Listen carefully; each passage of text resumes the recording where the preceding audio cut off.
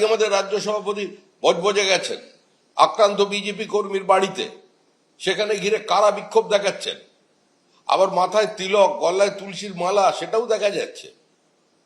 এ ধরনের দুর্বল চিত্রনাট্য প্রতিষ্ঠা করে, এ ধরনের বিবৃতি দিয়ে 100 দিনের কাজের টাকা বন্ধ করে দিয়েছে বিজেপি, মানুষের মুখের গ্রাস কেড়ে নিয়েছে বলার পরেও শুধু পঞ্চায়েত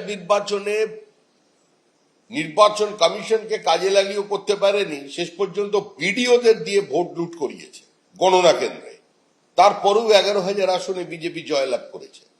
100 দিনের কাজের টাকা, প্রধানমন্ত্রী আবাস যোজনার টাকা পশ্চিমবঙ্গে আসছে না, তার মূল অন্তরায় হচ্ছে তৃণমূল কংগ্রেস। আজকে 100 দিনের কাজের টাকা আসছে না তো তৃণমূল কংগ্রেসের জন্য। পশ্চিমবঙ্গবাসী এটা বুঝেছেন। মুর্শিদাবাদে মানুষ দাঁড়িয়ে বলছেন, আপনার লক্ষ্মীর ভান্ডার চাই না, আমরা সম্মানের সঙ্গে বাঁচতে চাই।